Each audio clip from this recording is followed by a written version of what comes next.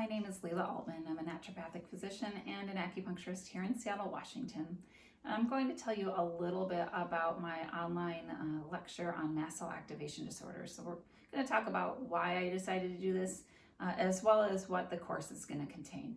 So I have been treating mast cell disorders for as long as I've been practicing, which is 10 years. And unfortunately, the reason for that is because I was diagnosed with a mast cell activation disorder myself when I was in naturopathic medical school, and my doctor unfortunately retired, and so I had to sort of learn how to manage my own condition because there weren't really any other people that I knew or any other doctors I could find who were very familiar with it.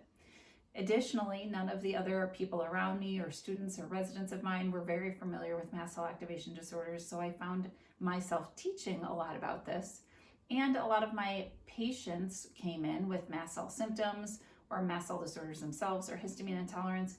And my students would get super confused on shift with, what is mast cell activation syndrome versus mastocytosis, and how do these differ in terms of etiology and diagnosis? And is that the same thing as histamine intolerance or allergy?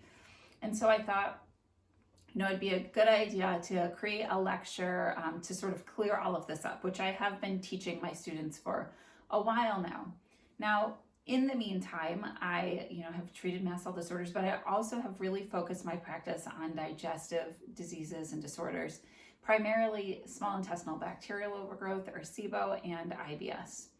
And in treating these disorders, there are always the cases that are really challenging, that you think that you know what's going on and you know the treatment and the patient should respond to the treatment, but they don't. And what I have found over the years is that there have been multiple occasions when I expected somebody to respond well to SIBO treatment and they didn't.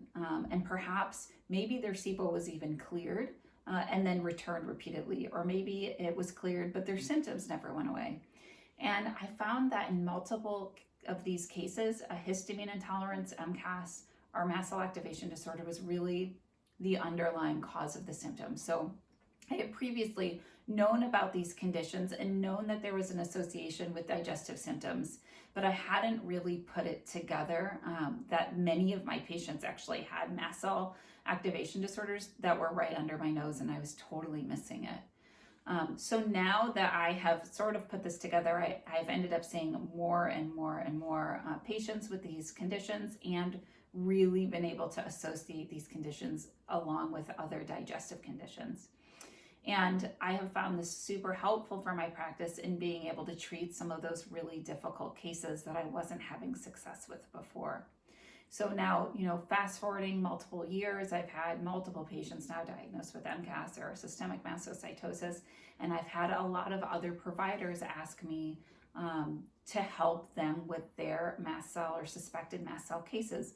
Some days I get as many as 3 requests per day to consult with other doctors on their mast cell cases. And so then I decided, this training that I've been doing for my students for quite a while now, I'm going to sort of beef it up a little bit, make it a little bit more in depth, and then offer it online for doctors as well as students to take, so that it's available for more people any time of day. They don't need to be registered for my mentorship or anything like that, so that it's more accessible.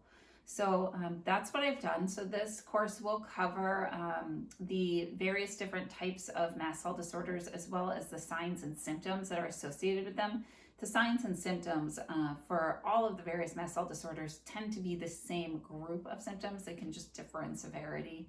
So that is fairly straightforward, although they do involve pretty much every system in the body.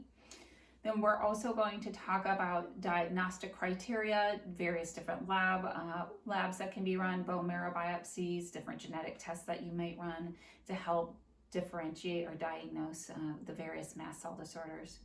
And then once we talk about that, part 2 of the series is focusing on treatment. So treatment is going to include a lot of pharmaceuticals and a lot of different categories of drugs, so different drug classes, as well as dietary interventions such as the low histamine diet, and a lot of natural supplements or natural products. And this would include herbs as well as various nutrients that stabilize mast cells. So I hope that this training helps you with some of your more challenging cases, or if you're somebody who's struggling with a digestive disorder, or with the mast cell disorder and are struggling to find somebody who knows a lot about it. I hope that this helps you get the help that you need or learn how to help yourself. I hope that you enjoy the course, and if you have any comments or questions, I would love to hear them. Thanks so much.